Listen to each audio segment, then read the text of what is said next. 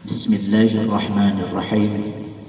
Assalamualaikum warahmatullahi wabarakatuh. Waalaikumsalam warahmatullahi wabarakatuh. Alhamdulillah. Alhamdulillahilladzi 'allama al-Qur'an, khalaqal insana wa 'allamahul bayan. Wassalatu wassalamu ala Rasulillah wa ala alihi wa ashabihi wa atba'ihi wa man sanna bi sunnatihi wa man tabi'ahum bi ihsanin ila yaumil qiyamah. Amma ba'du. Qala Allah ta'ala fil Qur'anil Karim, a'udzu billahi minasy syaithanir rajim. Bismillahirrahmanirrahim. Iqra bismi rabbikal ladzi khalaq, khalaqal insana min 'alaq. Iqra wa rabbukal akram, alladzi 'allama bil qalam, 'allamal insana ma lam ya'lam. Shadaqallahul azim. Hadirin yang dirahmati oleh Allah Subhanahu wa taala, pertama, mari dalam hidup kita membiasakan diri untuk bersyukur dan memuji Allah Subhanahu wa taala. Terutama pada pada keadaan yang seperti ini hari ini di negara kita. Kita semua tahu di dunia juga sedang kena musibah. Di negara kita juga sama keadaannya seperti itu. Mudah-mudahan dengan kita sering memuji dan bersyukur kepada Allah Subhanahu wa taala, kita semua akan segera diangkat dari mara bahaya ini. Kita semua akan segera diselesaikan dari semua masalah ini. Mudah-mudahan dengan bersyukur Allah akan selalu menjaga nikmat kita semua, nikmat aman, nikmat sehat, nikmat rezeki, nikmat ekonomi selama ini kita lancar di negara Indonesia ini. Mudah-mudahan dengan banyak bersyukur, dengan banyak memuji Allah, ini semua akan dijaga oleh Allah Subhanahu wa taala. Karena janji Allah, la in syakartum la azidannakum. Kalaulah kita bersyukur, Allah akan selalu menambah, Allah akan selalu menjaga. Tapi wala in kafartum inna adzabi lasyadid. Kalaulah kita kurang pandai bersyukur, yang ditakutkan oleh Allah Subhanahu wa taala, kita akan kena musibah dan ujian dari Allah Subhanahu wa taala. Yang kedua adalah, ini pun nasihat dari para ulama, dan ini pun perintah Allah Subhanahu wa taala bagi kita yang beriman. Mari kita juga perbanyak bersolawat. Mari kita juga biasakan bersolawat kepada Rasulullah sallallahu alaihi wasallam. Allahumma salli ala sayyidina Muhammad wa ala ali sayyidina Muhammad. Mudah-mudahan dengan kita biasa bersolawat, kita akan kebagian berkah, kita akan kebagian keselamatan dari solawat ini. Mudah-mudahan juga sampai kepada keluarganya, kepada para sahabatnya, kepada para tabi'in, kepada para tabi'in, dan kepada umatnya yang selalu mengikuti ajaran Rasulullah sallallahu alaihi wasallam. Hadirin yang dirahmati oleh Allah Subhanahu wa taala, perkenankan saya pada kesempatan kali ini akan menyampaikan materi tentang keutamaan dari menghafal Al-Qur'an. Hadirin rahimakumullah, pertanyaan yang pertama yang harus kita jawab dalam hidup ini adalah, kenapa Al-Qur'an perlu dihafalkan? Kenapa Al-Quran perlu dijaga? Kenapa Al-Quran perlu dilestarikan? Kenapa Al-Quran ini perlu ada pendidikannya? Kenapa Al-Quran ini di dunia sekarang berlomba-lomba untuk membacanya?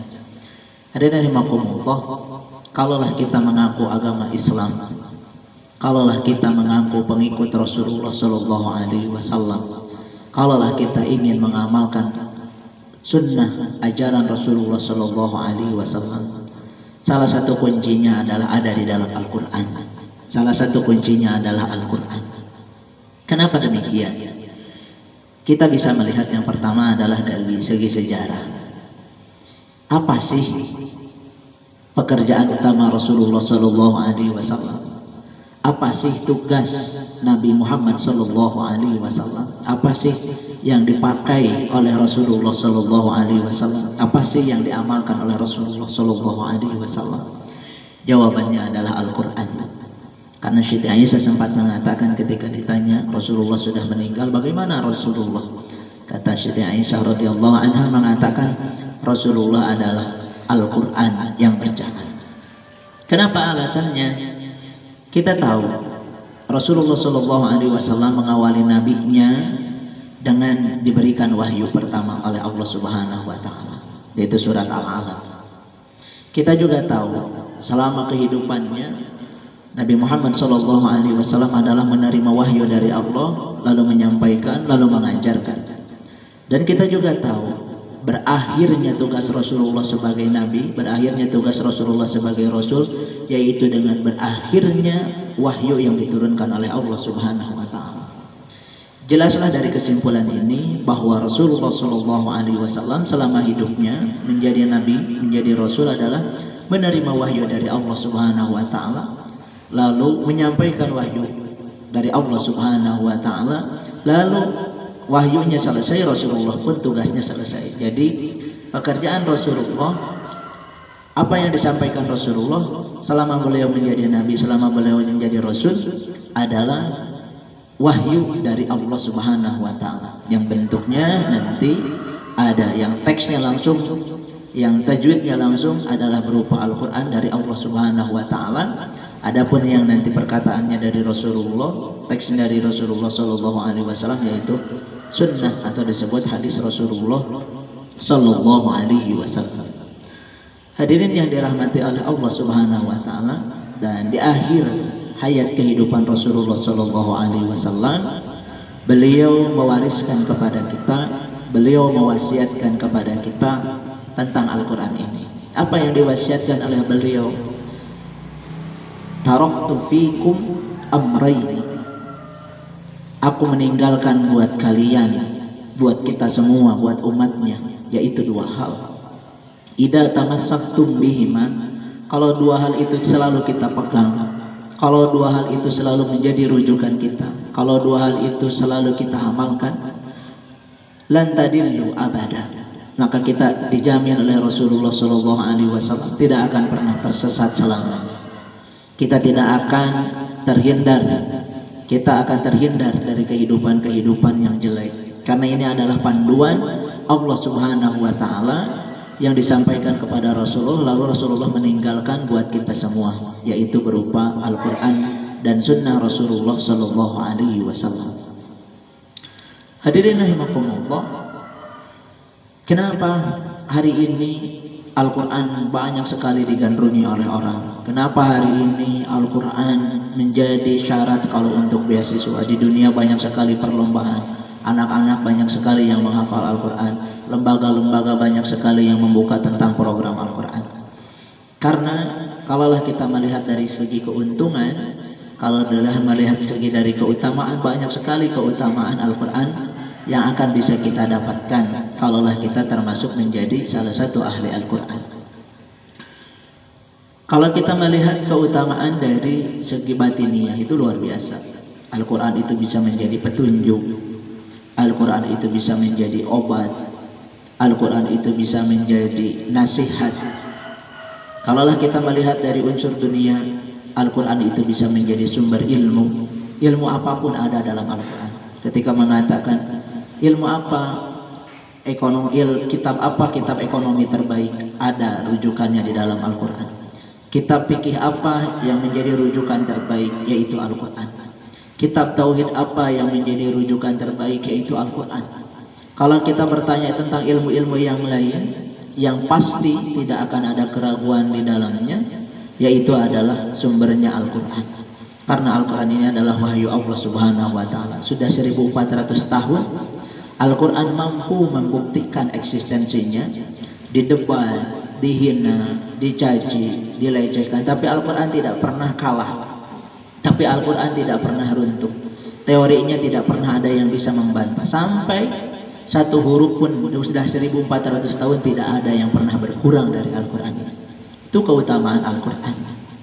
Kalaulah kita melihat dari sisi pahala, kalau saya ingin selamat akhirat dengan banyak pahala, Allah mengatakan tentang pahala bagaimana kita berinteraksi dengan Al-Quran, termasuk 3 kategori pahala yang tidak akan pernah ada ruginya, yaitu dengan membaca Al-Quran, dengan mendekatkan diri kepada Al-Quran, dengan berinteraksi dengan Al-Quran. Ketika Allah mengatakan innal ladzina yatluna kitaballah wa aqamus shalah wa anfaqu sirran wa alaniyah, di akhir ayatnya Allah mengatakan yarjuna tijaratan lan tabur. Al-Quran ini adalah sebuah pahala. Apabila kita berinteraksi dengan Al-Quran tidak akan pernah merugi. Kenapa? Karena pahala Al-Quran itu sangat luar biasa. Dihitung oleh Allah Subhanahu wa Ta'ala. Disampaikan oleh Rasulullah adalah per hurufnya yang akan dihitung oleh Allah Subhanahu wa Ta'ala. Ketika Rasulullah mengatakan laisa alif lam mim harfan, kalau kita baca alif lam mim itu tidak dihitung pahalanya satu oleh Allah Subhanahu wa Ta'ala, tapi dihitung oleh Allah Subhanahu wa Ta'ala alif, lam dan mim. Setiap hurufnya akan dibalas 10 oleh Allah Subhanahu wa Ta'ala. Bayangkan kalau kita baca satu halaman dihitung per hurufnya berapa. Bayangkan kalau kita baca satu juz dihitung per hurufnya berapa. Maka kalaulah kita bertanding dengan amalan-amalan yang lain dari segi pahala, maka Al-Quran pahalanya tidak akan pernah merugi, kata Allah Subhanahu wa Ta'ala di dalam Al-Quran mengatakan seperti itu. Lalu pahala-pahala yang lain banyak sekali di dunia ini. Kalaulah kita butuh panduan, kita selalu kepada Al-Quran. Di akhirat kelak, kalaulah kita di alam kubur butuh penerang, maka akan hadir pula sebagai solusinya adalah Al-Quran.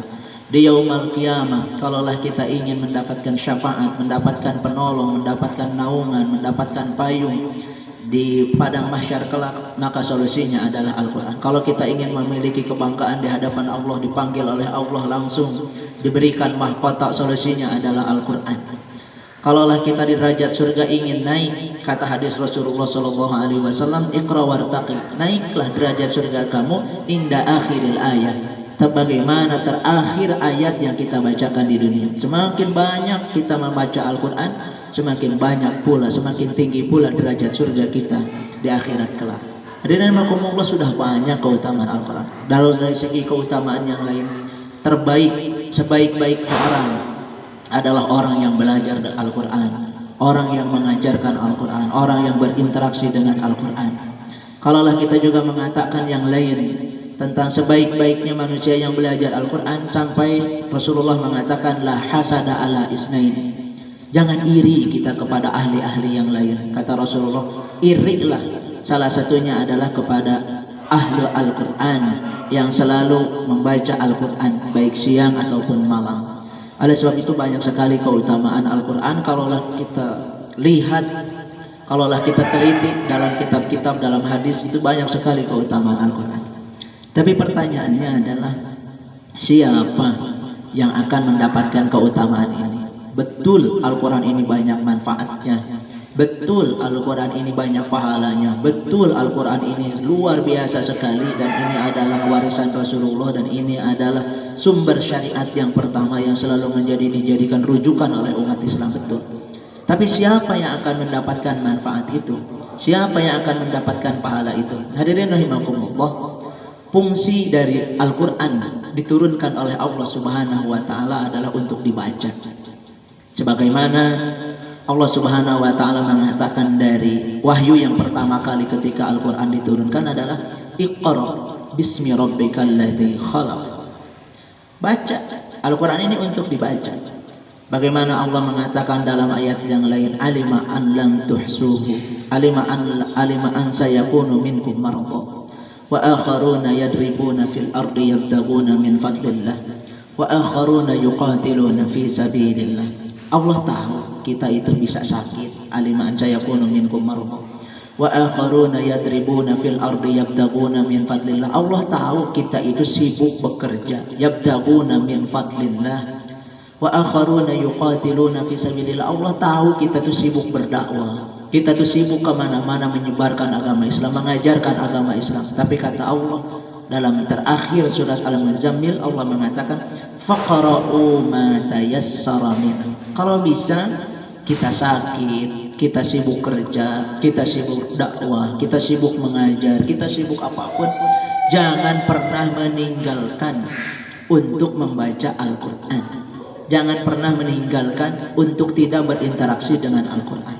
Oleh sebab itu Allah Subhanahu wa Ta'ala menyarankan kepada kita semuanya, mengajak kepada kita semuanya untuk berinteraksi dengan Al-Quran, yaitu dengan membacanya adalah hal yang paling utama. Al-Quran disebut Al-Quran ini adalah bacaan. Masdar dari qara'a yaitu membaca. Makanya fungsi dari Al-Quran adalah untuk dibaca. Dan Al-Quran adalah satu-satunya kitab, satu-satunya buku, satu-satunya tulisan yang di dunia ini akan dibaca, akan bisa dibaca oleh seluruh umat yang ada di dunia ini. Baik orang Indonesia, baik orang Inggris, baik orang Mandarin, baik orang manapun, Allah Subhanahu wa taala menjanjikan walaqad yassarnal Qur'ana lidzikri fahal min mudzakir. Akan bisa dibaca Quran ini oleh siapapun. Nenek-nenek kadang bahasa Indonesia tidak bisa, tapi baca Al-Quran bisa. Di kampung, dimanapun, Al-Quran ini akan bisa dibaca. Dan siapapun yang membaca Al-Quran tidak pernah ada kebosanan di dalamnya. Beda lagi kalau kita membaca buku yang lain, membaca tulisan-tulisan yang lain, misalkan yang berbahasa lain dan bukan Al-Quran. Ketika kita sudah hatam satu kali, ketika kita sudah hafal satu kali, disuruh mengulang-ulang membaca itu pasti akan ada kejenuhan, pasti akan ada kebosanan, pasti kita akan mencoba menghindar untuk membaca itu. Atau ada bahasa yang lain, ada tulisan yang lain, misalkan bukan tulisan Al-Quran, atau berbahasa Sunda, berbahasa Indonesia, berbahasa Inggris misalkan, tulisan yang lain. Lalu kita disuruh membacanya, kita tidak mengerti, kita akan mencoba menghindar untuk tidak membacanya. Kita akan mencoba menjauhi dengan alasan saya tidak bisa membacanya, saya tidak mengerti membaca. Tapi keajaiban Al-Quran, walaupun kita tidak bisa kadang baca bahasa Latin, kita tidak bisa baca bahasa Inggris, tapi dengan baca Al-Quran kita mau. Nenek-nenek di kampung, dimanapun, tidak sekolah, mereka mau membaca Al-Quran padahal tidak ngerti, padahal tidak paham. Tapi kok mau? Nah, ini adalah mukjizat dari Allah Subhanahu wa taala tentang Al-Quran, karena fungsinya adalah untuk dibaca. Dan Allah akan mengajarkan kepada siapapun yang ingin membaca Al-Quran. Jadi sebab itu Al-Quran ini luar biasa.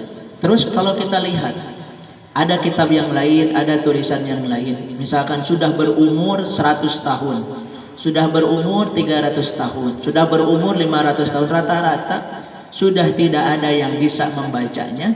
Kalaupun ada yang bisa membacanya, kadang dari segi makna, dari segi bahasa sudah tidak cocok lagi dengan zaman sekarang. Misalkan kita menemukan tulisan bahasa Indonesia atau bahasa Sunda 500 tahun yang lalu. Lalu orang-orang hari ini disuruh membacanya, lalu orang-orang hari ini disuruh mengkajinya. Kadang ada yang bisa membacanya, ada yang pula tidak. Kadang bahasanya sudah sesuai atau tidak, tapi keajaiban Al-Quran luar biasa. Sudah 1400 tahun yang lalu Al-Quran diturunkan oleh Allah, tapi sampai hari ini masih banyak orang yang bisa membacanya, masih mudah untuk dipahaminya, masih mudah untuk dikaji. Oleh sebab itu keutamaan Al-Quran akan didapatkan oleh siapa? Oleh orang-orang yang suka berinteraksi dengan Al-Quran, oleh orang-orang yang suka membaca Al-Quran, baik obatnya, baik petunjuknya, baik cahayanya, baik nanti di alam kubur, baik nanti di yaumul qiyamah, baik nanti di akhirat kelak.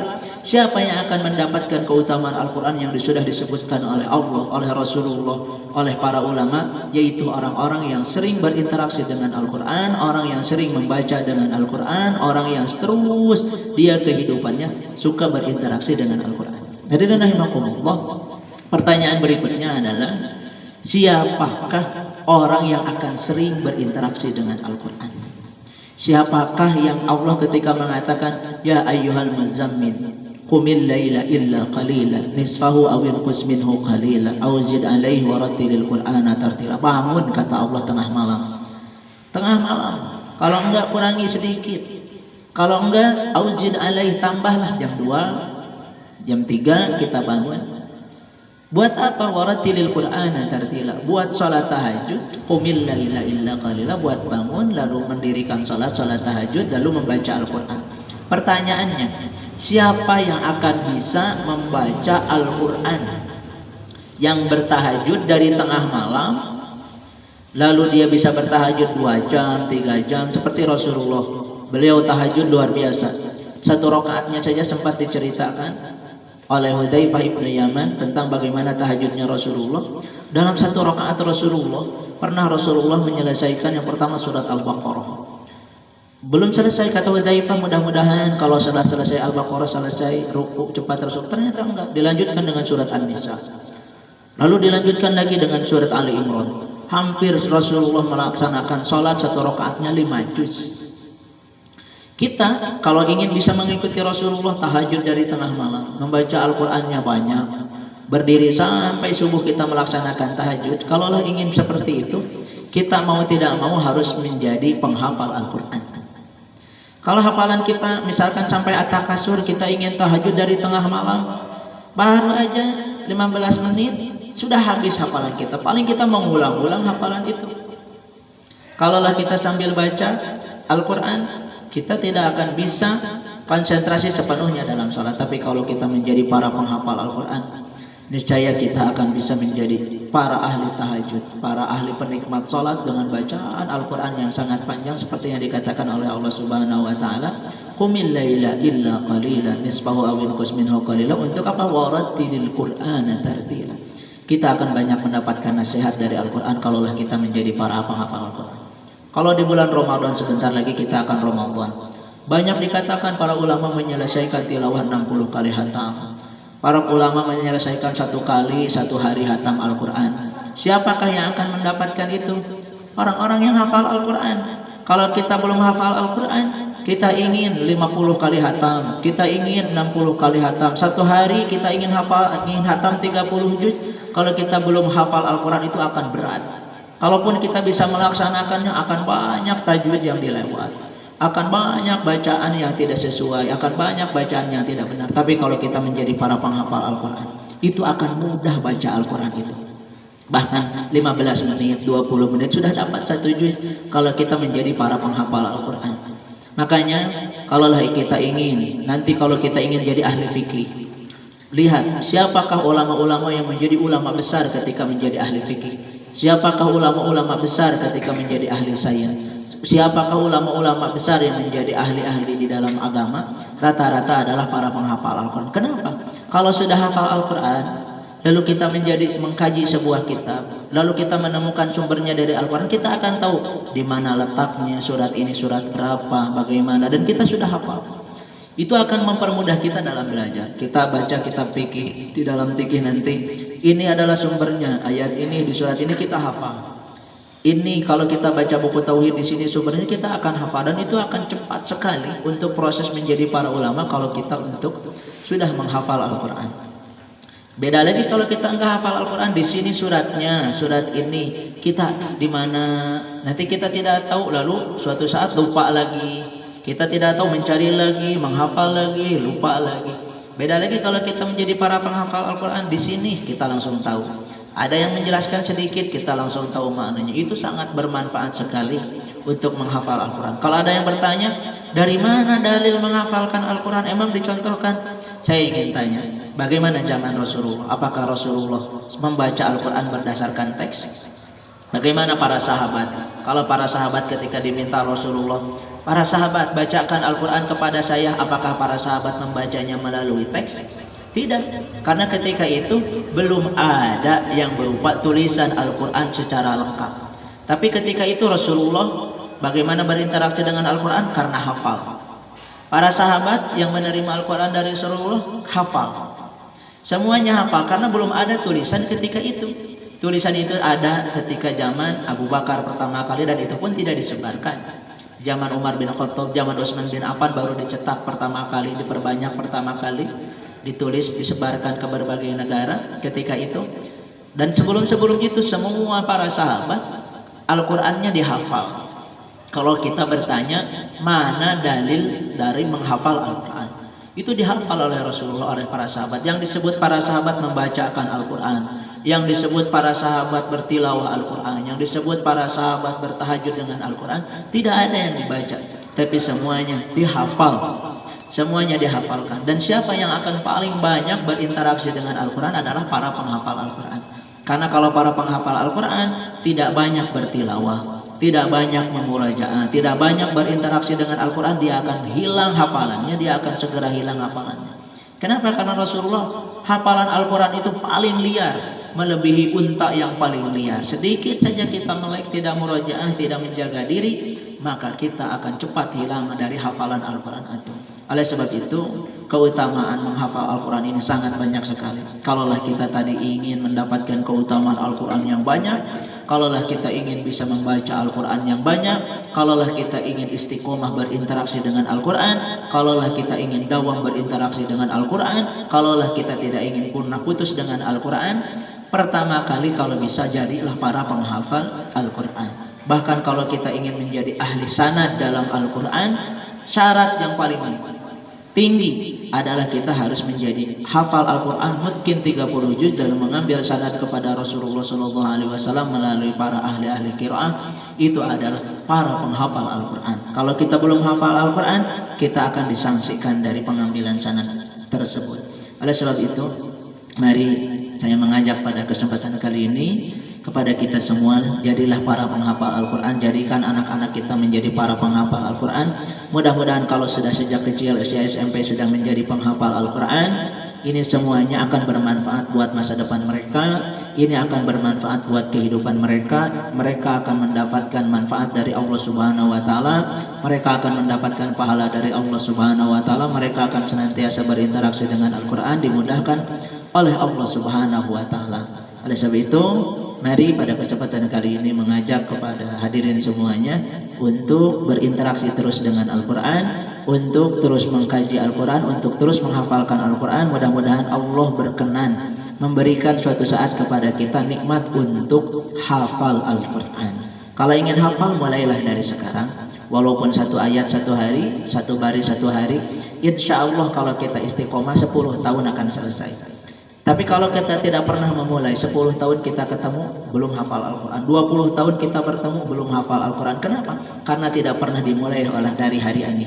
Kalau dimulai hari ini, mau 1 halaman, mau 1,5 halaman, setengah baris, sebaris, insya Allah kalau mulai hari ini program menghafal Al-Quran, suatu saat pasti kita akan diberikan oleh Allah Subhanahu wa Ta'ala nikmat untuk hafal Al-Quran. Baiknya dari Allah Subhanahu wa Ta'ala, mudah-mudahan menjadi ilmu yang bermanfaat buat kita semuanya, mudah-mudahan juga bermanfaat buat saya, mudah-mudahan di akhirat kelak juga saya akan mendapatkan manfaat dari materi yang disampaikan ini. Adapun salahnya, kurangnya, jeleknya tentu dari saya yang menyampaikan, mohon maaf apabila ada kesalahan. Terima kasih atas segala perhatian. Assalamualaikum warahmatullahi wabarakatuh.